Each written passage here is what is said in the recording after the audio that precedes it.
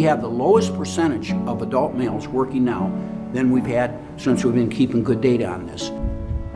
It's declined for 40 years, more than 40 years. I see a lot of kids that I went to high school with who are 25 and they have kids and they're still making minimum wage. There's no way that I want to do that. I don't want to struggle my whole life.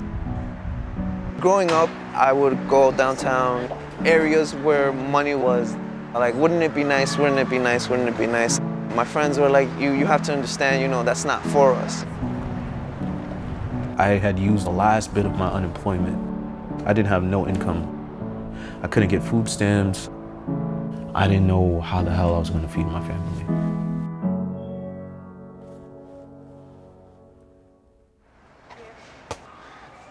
You play the trombone, bass, and piano? Oh, a propósito, ya te dieron tu... My father and my mother actually met here. My dad came here at like 10 years old, and my mom came here at 17. Oh, and the guitar. 4 instruments, and I only play the piano. Okay, igual ya te pasé. My mom, if she puts her mind to it, she'll do it, whether or not she has the resources to do it. So I learned to have that attitude from her. They were street vendors, that's how they made do. I spent some time doing that as well, when I was younger, trying to help out. In my family, there's 4 of us. I'm like the second father figure to my other siblings.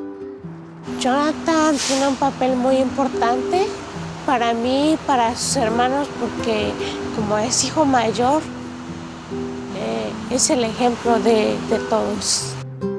Decían, no, ¿por qué? Porque Jonathan no va a la escuela y yo sí. Sé que pasó una etapa difícil, entonces dije no, solo es una etapa que va a pasar y él va a seguir. I was a child that fell through the cracks. Some instructors, they believed in me, they believed I had potential, but I had a full-time job and I was going to school. My attendance was about to get me expelled, so I managed to end up at night school. People often told me, "You're smart, what are you doing here?" Even my parents told me that all the time, like, "You're smart, what are you doing here?" I was being complacent, I guess. I had to be better to an extent.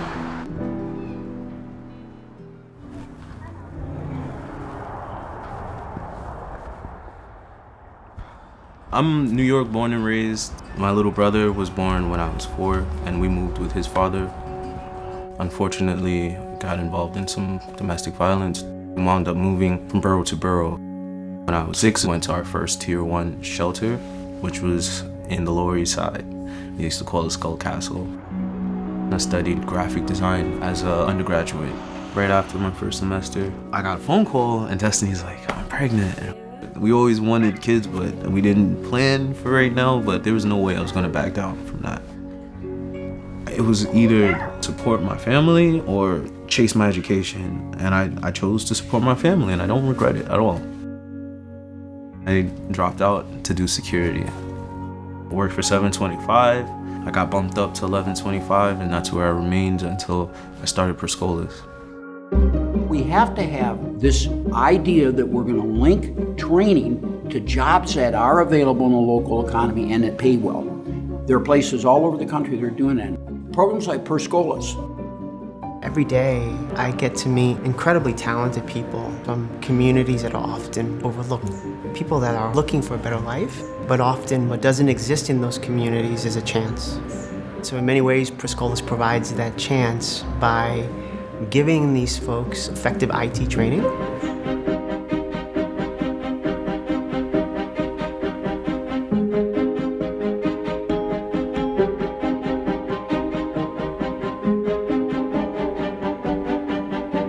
We're trying to be very specific. We're talking to employers and saying, tell me what you need.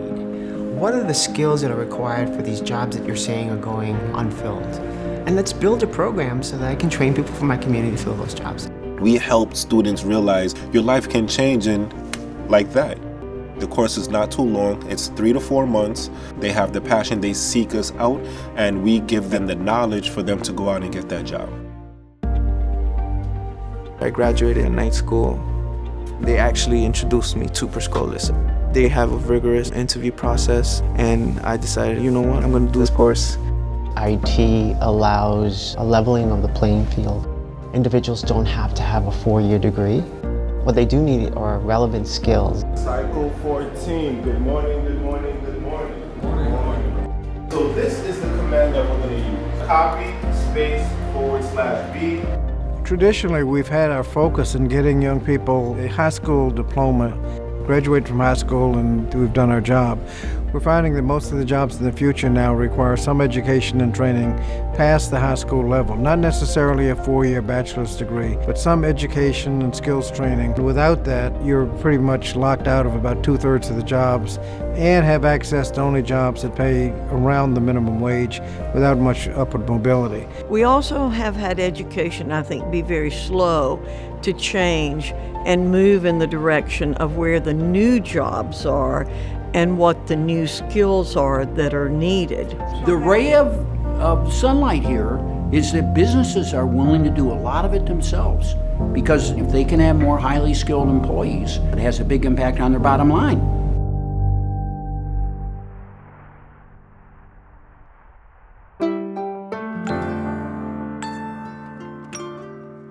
My official title is Manufacturing Engineering Technician. Today we got a collaborative motion robot that we're setting up. So I get to program the robot for things that we have on the assembly line. Both of my parents were in the Marine Corps. They were never together at the same time, so my dad would come home from working like a 12-hour shift, and instead of getting a babysitter to watch us so he could sleep, he's just like, okay, let's watch cartoons. So me and my dad have always been really close. Got it.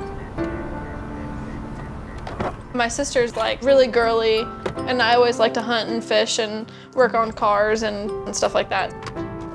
Growing up, my mom always said, you have to go to college. No matter what you go to college for, you have to go to college for something. I just want my kids to be happy with what they're doing. We want them to be able to do and have and experience things that we didn't get to do. I didn't go to college until I was 42.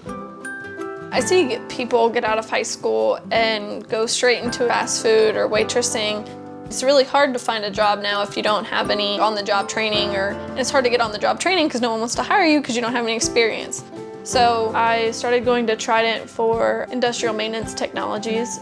A lot of the kids that I went to school with were like, you're going to a tech school instead of a 4-year college. That's weird.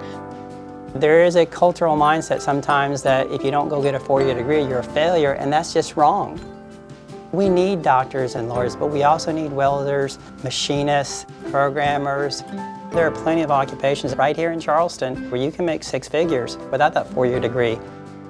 So we got them all to the table and started talking about how we could put this together so that high school students would be able to come to the college, enroll in college classes, be hired by companies who would mentor them on the job, and actually earn a wage while they were learning in the coursework.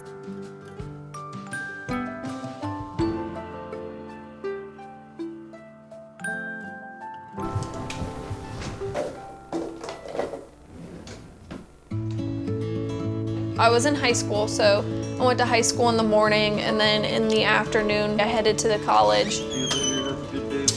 Me too.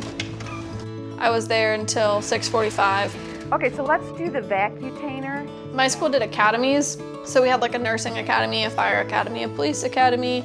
All of our classes were geared towards what we wanted to do.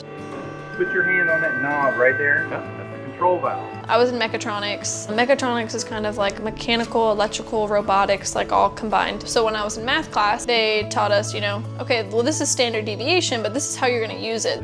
Shannon's mechatronics teacher recognized her potential.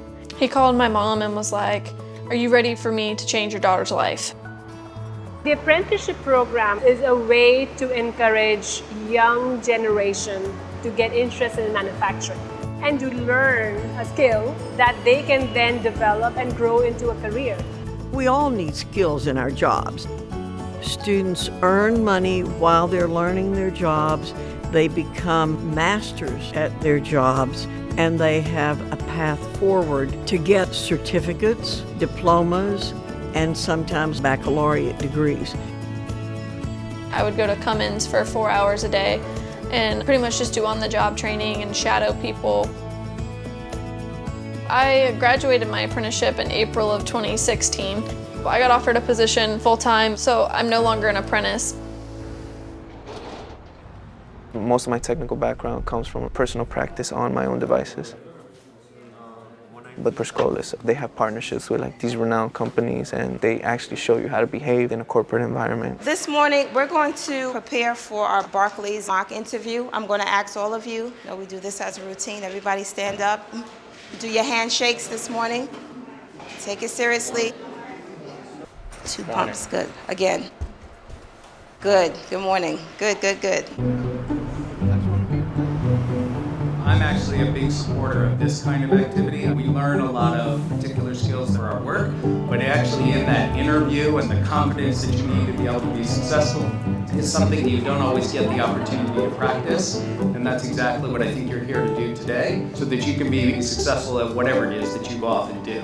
My whole entire family shared a PC, and if someone damaged it, either I had to fix it or we had no computer. So I learned Linux, Unix, Windows System Manager.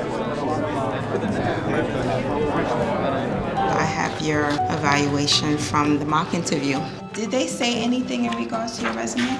I've gotten feedback where it's like, all right, make it fit in 1 page. We're going to go over this. A couple of things. For example, technical skills. You have under technical skills, retail experience as stock manager. Okay, when are you graduating? October 20th. Okay. So 1 more month. Not having like an income. Yeah, it's really stressing. If you apply yourself, it's there for you. And you know what I respect the most is that you're willing to make that immediate sacrifice now for the bigger picture.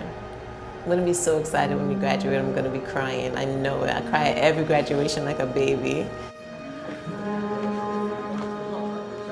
The graduation is taking place all the way at the hall. Just keep walking straight down to the Oh, that's actually my job. When I was at graduation, my mom got dressed up, I got dressed up. We were both looking really nice. This is my mom. Hi, nice to meet you. Nice to meet you. I went in and I looked around, and then it kind of started sinking in, like the giddiness of like, oh, like I'm actually here. My mom was just kind of like, you passed, see, I told you, see? I was really proud. We would like to welcome all of you to the graduation of Cycle 14, 2017.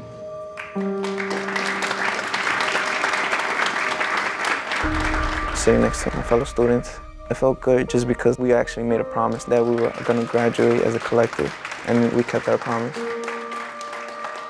So, I mean, it's pretty cool. Mr. Jonathan Silva.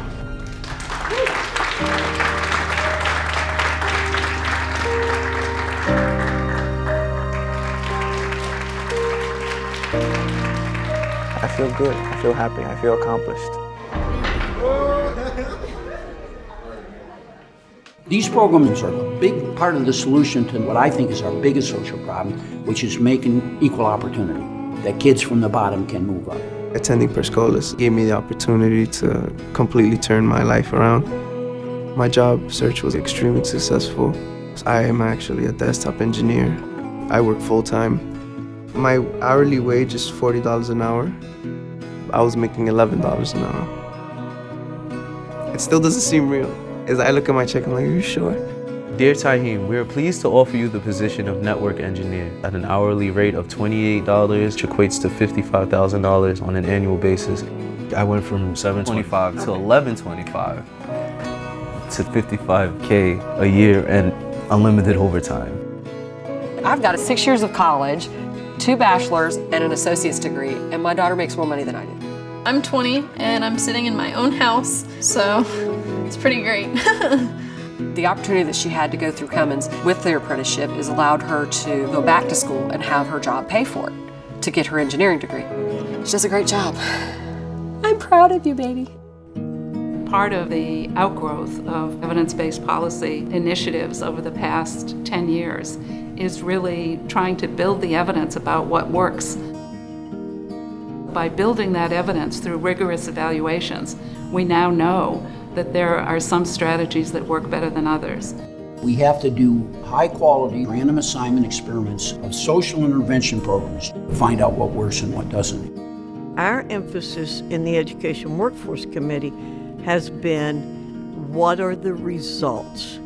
Show me the results. If we can do that, then we can justify the spending.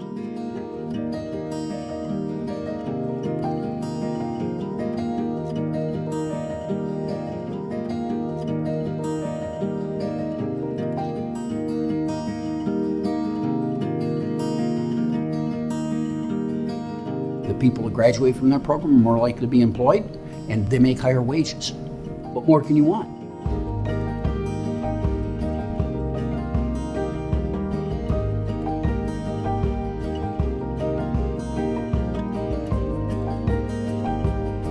If we really want to have a national impact, we have to have thousands of those programs.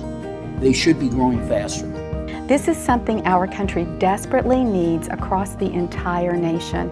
We started it with 6 companies and 1 occupational pathway in manufacturing. We now have 122 companies. In order to continue to scale this, we have to have a sustainable funding source. I pay attention to what works and what doesn't work. Apprenticeships, industry-based programs, those ideas are ones whose time has come. I think it's important that we use evidence and research to make policy. And in a lot of areas, we take poll-tested sound bites and make policy and think we did something. There's a lot of research that needs to be done to make sure that in the jobs area, that we get the best bang for our buck.